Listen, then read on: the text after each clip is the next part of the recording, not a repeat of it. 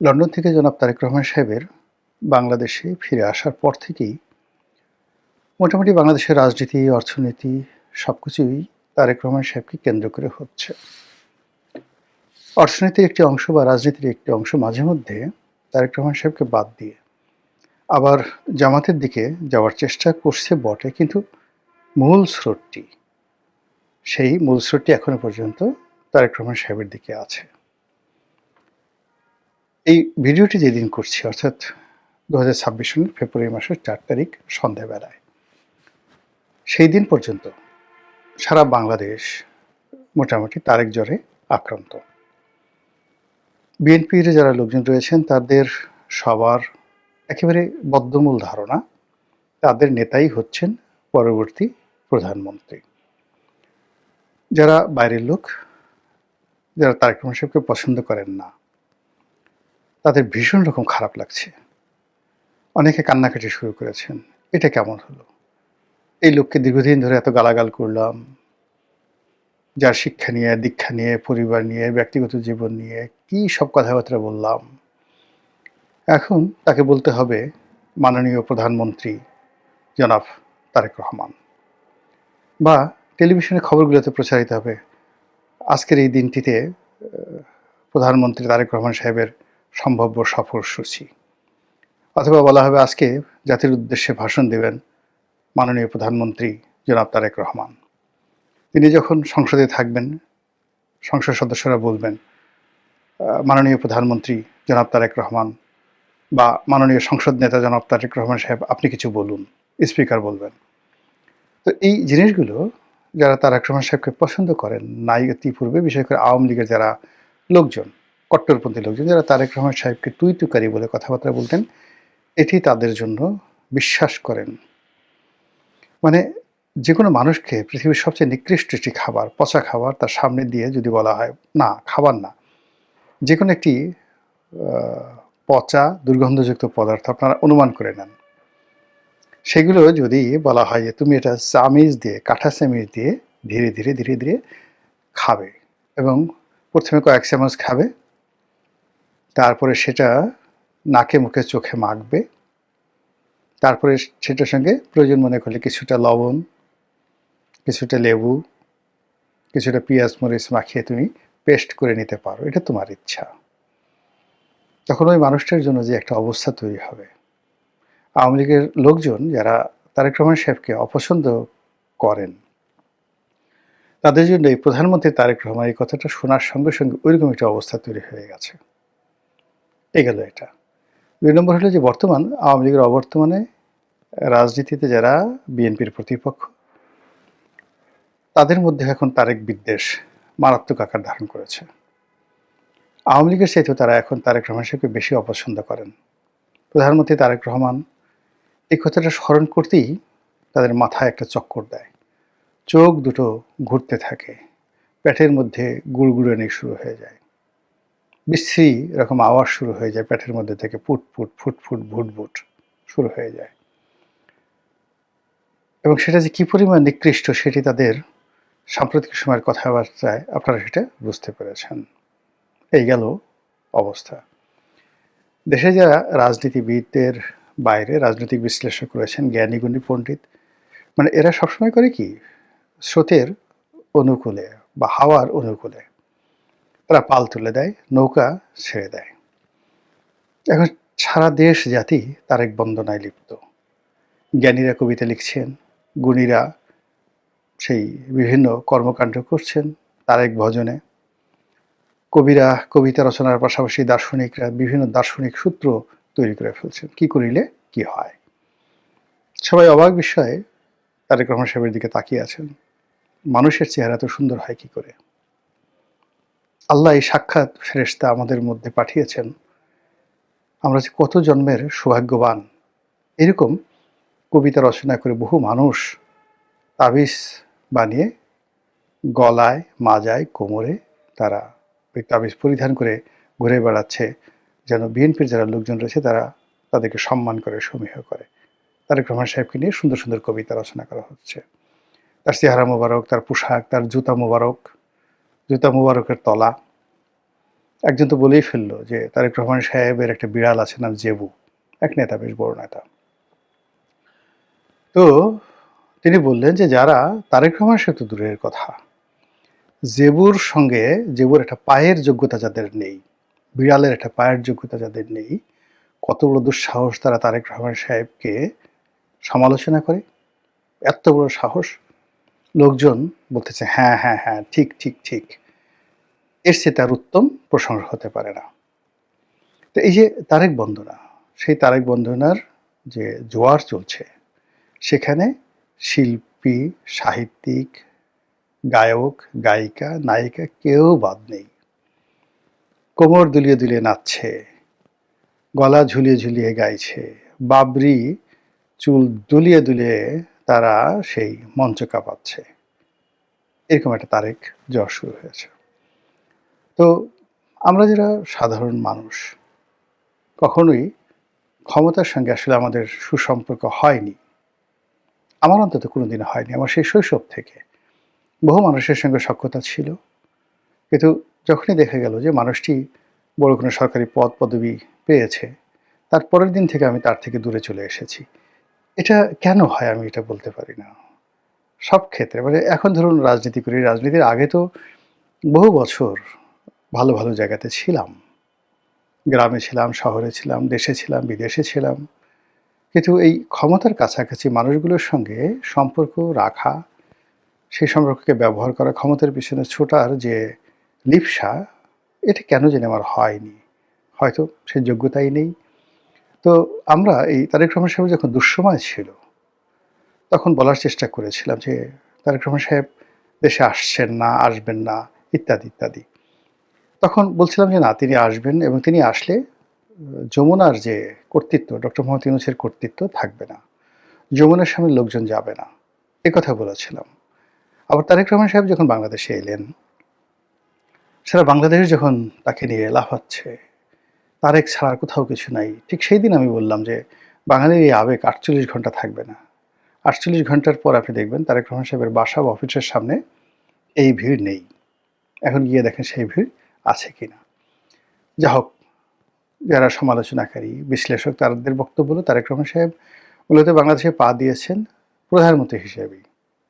এর কারণ হলো যে তিনি বিদেশে থেকে যে এলেন, দেশের একটা বিশেষ প্রয়োজনে, যখন ওসমান হাদির ঘটনাটা ঘটল, ঠিক ওই সময়টিতে দেশ একটা টারমাইল অবস্থাতে চলে যাচ্ছিল এবং দেশের যারা রাজনীতিক নেতৃবৃন্দ ছিলেন, বিশেষ করে জামাতের নেতৃত্বে যে সকল ইসলামপন্থী দল ছিলেন, তারা একটা বিকল্প বিপ্লবের কথা চিন্তা করছিল।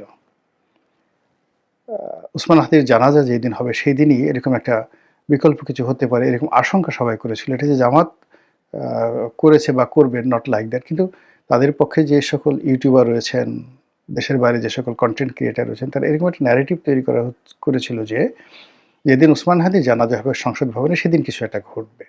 এগুলো এক। কিন্তু ডেইলি স্টার এবং প্রথম আলোতে আক্রমণের মাধ্যমে পুরো পাবলিক সেন্টিমেন্ট এবং গ্লোবাল যে অ্যাটেনশন, এটি মূলত সেই যারা বিপ্লবী ছিলেন, যারা উসমান হাদির হত্যাকাণ্ডের বেনিফিশিয়ারি হওয়ার চেষ্টা করেছিলেন, তাদের বিরুদ্ধে চলে যায়, মবকারীদের বিরুদ্ধে চলে যায়। ঠিক ওই সুযোগটিতেই জনাব তারেক রহমান সাহেব বাংলাদেশে আসার ঘোষণা দেন। সবাই খুব আশ্চর্য হয় যে উনি এই সময়টাতে এটা বললেন কেন বা করলেন কেন। যদি তিনি নিজের ইচ্ছায় সেটা করে থাকেন, অবশ্যই সেটা ভালো। এর কারণ হলো নেতা সবসময় ক্রাইসিস মোমেন্টে সাড়া দেন, নর্মালি অন্য সময় দেন না। যে যত বড় নেতা, সে তত বড় বিপদের সময় নিজেকে সমর্পণ করেন। তো সেই অর্থে তারেক রহমান সাহেব তার স্ত্রী, তার কন্যা, পরিবারের প্রিয়জনদেরকে নিয়ে লন্ডনের পার্ট গুছিয়ে তিনি যে বাংলাদেশে এসেছেন, এটা যেন তেন সাহসের বিষয় নয়। নিঃসন্দেহে এটা অনেক অনেক বড় সাহসের বিষয়। এমনকি শেখ হাসিনার জমানার চাইতেও এটি বেশি সাহসের বিষয়। শেখ হাসিনার জমানাতে যে স্ট্রাকচার ছিল, রাষ্ট্রের কারাগার থেকে শুরু করে অনেকগুলো রাষ্ট্রীয় প্রতিষ্ঠান নিরাপদ ছিল। অ্যাটলিস্ট কোর্ট কাছারিতে মানে বিচারকের এজলাসের মধ্যে ঢুকে কেউ আপনাকে মারধর করতে পারত না। তো এরকম একটি অবস্থা যখন বাংলাদেশে চলছে, যখন কেউ কোনো জায়গাতেই নিরাপদ নন, অফিসে, আদালতে, বাড়ি, ঘরে, ব্যবসা প্রতিষ্ঠানে কোথাও কেউ নিরাপদ নন। ঠিক সেই সময়টাতে নিজের প্রিয় স্ত্রী এবং কন্যাকে নিয়ে তিনি বাংলাদেশে এসেছেন রাজনীতির জন্য। আমি প্রথমত এটাকে খুব সাধারণ বিষয় মনে করি না। ভীষণ রকম ঝুঁকি। এখন এই ঝুঁকি যে তিনি নিয়েছেন, দুটো বিষয় থাকতে পারে যে তাকে শতভাগ নিশ্চয়তা দেওয়া হয়েছে দেশ থেকে বিদেশ থেকে সর্বমহল থেকে যারা কর্তৃপক্ষ, যে আপনি আসুন, রাষ্ট্র পরিপূর্ণভাবে আপনার সঙ্গে আছে, এই একটা। আর দ্বিতীয়ত হলো যে সবার সঙ্গে তার একটা জাস্ট শুভেচ্ছা বিনিময় কথাবার্তা যেটা ফর্মাল হয় সেটা হয়েছে। আর ঝুঁকিটা মূলত তিনি নিয়েছেন। হোয়াট এভার মেবি, আমি দুটোই বললাম, আপনারা বুঝে নেবেন। আর যারা বিএনপি যারা লোকজন আছেন তারা সিদ্ধান্ত নেবেন।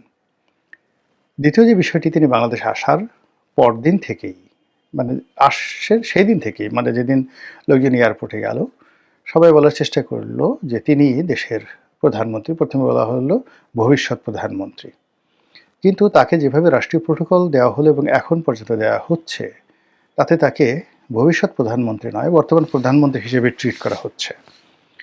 যে কায়দায় তিনি পাসপোর্ট পেলেন, যে কায়দায় ভোটার আইডি পেলেন, যে কায়দায় তিনি সারা বাংলাদেশ ঘুরে বেড়াচ্ছেন এবং তাকে নিয়ে যেভাবে মাতোয়ারা সারা দেশ, তো সেইভাবে অতীতে কোনো প্রধানমন্ত্রীকে নিয়ে এরকমভাবে মাতোয়ারা হতে আমরা দেখিনি। এবং একই সঙ্গে সকল পক্ষ, তার যারা প্রতিপক্ষ তারাও তাকে ভয় পাচ্ছে, তার যারা কাছের লোক তারাও তাকে প্রচণ্ডভাবে সমীহ করছে। এবং শহীদ প্রেসিডেন্ট জিয়াউর রহমান বা বেগম জিয়া, দলের উপর তার একটা কর্তৃত্ব ছিল, কিন্তু তারেক রহমান সাহেব যেভাবে মঞ্চ কাঁপাচ্ছেন, যেভাবে সমস্ত লোক মঞ্চে তিনি কোনো রকম ভনিতা না করে অনাড়ম্বর ভাবে সাধারণ একটা চেয়ারে ইন না করে কেটস পরে যেভাবে দাঁড়াচ্ছেন, কিন্তু ওটার যে তেজ, যেটার যে অমিত বিক্রম, সেই অমিত বিক্রমে বড় বড় বাঘা যারা নেতা রয়েছেন, আমি কারো নাম বলবো না, থর থর থর থর করে কাঁপছেন। সামনে কেউ আসতে সাহস পাচ্ছেন না, সেই সারিতে কেউ আসতে সাহস পাচ্ছেন না, পেছনের সারিতে তারা মানে কাছুমাছু কাছুমাছু করে আসছেন। তিনি যেভাবে নির্দেশ দিয়েছেন, তুমি 2 মিনিট দেবে, আপনি 3 মিনিট দেবেন, আপনি 2.5 মিনিট দেবেন, আপনি বক্তব্য দেবেন না, শেষ, কেউ কোনো কথা বলতে পারবেন না। তো এই অর্থে শেখ হাসিনার যে ক্ষমতা, কোনো ক্ষমতাই ছিল না। নিজের একটা জাস্ট উদাহরণ দেই, মানে গণতন্ত্র যখন ছিল তখন আমাদের ক্ষমতা কেমন ছিল। আমার এলাকাতে সেই একটা বড় জনসভা হলো, মঞ্চে আমি, প্রধানমন্ত্রী শেখ হাসিনা, আসম ফিরোজ, তারপর আমির হোসেন আমু, বাহাউদ্দিন নাসিম সাহেবও সেখানে গেছেন। তো প্রায় 1 লাখ লোক সেখানে উপস্থিত। এখন তখনই আমি আসলে আওয়ামী লীগের মাইনাসের খাতায় মানে যাই যাই করে অবস্থা। অনেক শীর্ষ নেতৃবৃন্দ যারা ছিলেন তারা আমার ব্যাপারে ভীষণ রকম বিরক্ত ছিলেন যে এই ছেলেটা একটা বেয়াদব, বিশ্ব বেয়াদব। এবং তারা শেখ হাসিনার কান ভারী করতে করতে এমন অবস্থা করে ফেলেছিলেন যে শেষের দিকে হয়তো উনি মনে করতেন যে আসলে আমাকে যে সিলেকশন করাটা তার একটা ভুল হয়েছে। তো যাই হোক, উনি আমার এলাকাতে গেছেন, প্রধানমন্ত্রী গেছেন, অনুষ্ঠানের সমস্ত আয়োজন আমি করেছি। এবং এমন একটা এলাকাতে, যে এলাকাতে দ্বীপ বেষ্টিত একটা এলাকাতে বড় জোর শেখ হাসিনার ওনার বা ওনার নেতৃবৃন্দের আশা ছিল 1000 খানেক লোক ওই সকাল 10টার মধ্যে হাজির হতে পারে। তো সেখানে যখন 1000-এর জায়গায় 1 লাখ লোক হাজির হলো, তো বোঝার চেষ্টা করেন আমি 1 সপ্তাহ ধরে সেখানে সেই অ্যারেঞ্জ করছিলাম। তো যখন এই একটা অনুষ্ঠানে সব মানুষ উপস্থিত এবং সেখানে মূলত আমার যে অবস্থা ছিল, আমার বক্তব্য শোনার জন্য মানুষ আগ্রহী। তো এমন সময় বাহাউদ্দিন নাসিম সাহেব এসে বললেন যে, এমপি সাহেব, প্রধানমন্ত্রী বলেছেন বা প্রধানমন্ত্রী বক্তব্য দিবে মতিয়া চৌধুরী, মানে মতি আপা দিবে, আর বিএডিসির চেয়ারম্যান সাহেব উনি বক্তব্য দিবেন, আপনার দেওয়ার দরকার নেই। পাশে প্রধানমন্ত্রী বসা। তা আমি গিয়ে বাহাউদ্দিন নাসিম সাহেবকে বললাম, হু আর ইউ, আপনি কে? একটু নড়াচড়া করবেন না, সে একদম আপনার চেয়ারে বসে থাকেন। এখন প্রধানমন্ত্রী হা করে তাকিয়ে আছেন। আসম ফিরোজ আমাকে চেপে ধরেছেন যে বাঘের বাচ্চা, এভাবে বলা উচিত। তো বাহাউদ্দিন নাসিম তো সঙ্গতের কারণেই প্রধানমন্ত্রীর আত্মীয় হন বলে তার একটা ধরেন ঔদ্ধত্য থাকে। তো তিনি বললেন যে, জোরে জোরে বললেন প্রধানমন্ত্রীকে শুনিয়ে, আপনি এভাবে কথা বলছেন কেন? এবং বাহাউদ্দিন নাসিম, আমি শুনেছি, সত্য কিন্তু জানি না, পরবর্তীতে যখন আসম ফিরোজ চিফ হুইপ হয়েছিলেন তখন নাকি ফিরোজ সাহেবের গায়ে হাত দিয়েছিলেন পার্লামেন্টে বসে। তা চিন্তা করেন, আমি বলছি যে তার পাওয়ারটা ওই পর্যায়ে ছিল। তা আমি বললাম যে, নাসিম সাহেব সোজা চেয়ারে গিয়ে বসেন। আপনি যত সহজে আসছেন তত সহজে এখান থেকে আপনি যেতে পারবেন না, হেলিকপ্টারে উঠতে পারবেন না। প্রধানমন্ত্রীর সামনে বলে দিলাম, উঠতেই পারবেন না হেলিকপ্টারে, যান বসে থাকেন। এরপরে বক্তব্য দিলাম, অনুষ্ঠান শেষ হলো এবং অনুষ্ঠান শেষ হওয়ার পর তাকাই দেখি যে সবার আগে হেলিকপ্টার উঠে গেছে বাহাউদ্দিন নাসিম। তো ডেমোক্রেসি যেখানে থাকে সেখানে যে কোনো মানুষেরই স্টেক হোল্ডার, তার এই ধরনের ক্ষমতা থাকে। এখন আওয়ামী লীগে আমার পরবর্তীতে হয়নি, কিন্তু যতদিন আমি আওয়ামী লীগে ছিলাম ততদিন ঠিক এই ধরনের ক্ষমতা নিয়েছিলাম। পার্লামেন্টারি কমিটিতে, আপনার কাছে গল্পের মতো মনে হবে, মানে সংসদীয় কমিটির বৈঠকে, তারপর সংসদীয় সভা, প্রধানমন্ত্রীর সভাপতিতে যেটি হয় সংসদীয় সভা, সেখানে, এরপরে পার্লামেন্টের লবিতে, প্রত্যেকটা জায়গাতেই গণতন্ত্রের স্পষ্ট সিল সাপ্পর মেরে আসার সুযোগ হয়েছিল। কিন্তু এখন সেটা নয়। এখন যে অবস্থা চলছে সে অবস্থাতে এখানে তারেক ঝড়, তারেক জ্বর, এখানে জনাব তারেক রহমান সাহেবের বিড়াল নিয়ে একটা টু শব্দ করার ক্ষমতাও বিএনপির কোন নেতার আছে আমার কাছে মনে হয় না। তো যেটা বললাম যে তিনি এখন বর্তমান প্রধানমন্ত্রীর মতো করে সারা দেশ চষে বেড়াচ্ছেন, এবং এই যে তিনি যে প্রধানমন্ত্রী, এটাকে প্রচার করার জন্য, শো আপ করার জন্য একটার পর একটা সভা হচ্ছে, সেমিনার হচ্ছে, তারপর ব্যবসায়ীরা আসছে, রাষ্ট্রদূতরা আসছে, টেলিভিশন মিডিয়ারা যাচ্ছে, বিভিন্ন রকম কথাবার্তা, মানে অ্যাজ ইট ইজ প্রধানমন্ত্রী তারেক রহমান সাহেব। তা আমি এগুলো নিয়ে, মানে এর মধ্যে আবার নিউ ইয়র্ক টাইমসে তার একটা বক্তব্য, নিউ ইয়র্ক টাইমসে না, ইন্টারন্যাশনাল টাইম ম্যাগাজিনে তার একটি সাক্ষাৎকার ছাপা হলো। তো ভালো সাক্ষাৎকার, অনেক ভালো দিকে বলা হয়েছে, তার সঙ্গে সঙ্গে তার যত রকম বদনাম আছে সেই জিনিসগুলো টু দি পয়েন্ট ইন্টারন্যাশনালি বলে দেওয়া হয়েছে। তো সেটার আমি মৃদু সমালোচনা করেছি, অসুবিধা নেই। কিন্তু আজকে যেটা আমি বলবো সেটা হলো, যেটা আমি আশঙ্কা করেছিলাম বা আশা করেছিলাম, যে ইকোনমিস্টের মতো পত্রিকা যদি তারেক রহমান সাহেবকে নিয়ে কোনো প্রতিবেদন তৈরি করে, তাহলে সেটা তার জন্য সবচেয়ে বড় পাওনা হবে, এবং সেটা কী হবে এটা নিয়ে আমি একটা টেনশনে ছিলাম। তো দেখলাম যে ইকোনমিস্টও তাকে নিয়ে একটি প্রতিবেদন করেছে, এবং সেই প্রতিবেদনে তারা বলেছেন যে প্রধানমন্ত্রী হওয়ার যে দৌড়, সেই দৌড়ে তারেক রহমান সাহেব এগিয়ে আছেন। আমি মনে করি এটি তার জন্য একটা বিরাট ইতিবাচক দিক। New York Times, the guardian বা ওয়াশিংটন পোস্ট, এই পত্রিকাগুলো প্রায় বায়াসড, তারা একটা বিশেষ দলের, গোত্রের, সরকারের, রাষ্ট্রের তারা পারপাস সার্ভ করে। কিন্তু ইকোনমিক্সড একটা ইকোনমিক ফোরকাস্টের সাথে সাথে সত্যিকার অর্থে একটা দেশের রাজনীতিটা কিভাবে, যাকে বলা হয় ডিজাইন হয়, কিভাবে আগায়, এটার একটা নিরপেক্ষ যদি আপনি প্রতিবেদন পেতে চান, তাহলে আপনাকে ইকোনমিস্ট পত্রিকার প্রতিবেদনের উপর নির্ভর করতে হবে। তো সেই পত্রিকায় যখন তাকে প্রধানমন্ত্রী হওয়ার দৌড়ে এগিয়ে আছেন বলা হয়েছে, তাহলে আমরা যে এতকাল তাকে প্রধানমন্ত্রী বলে যে সকল সার্টিফিকেট দিয়েছি, সেটার একটা আন্তর্জাতিক স্বীকৃতি হয়ে গেল।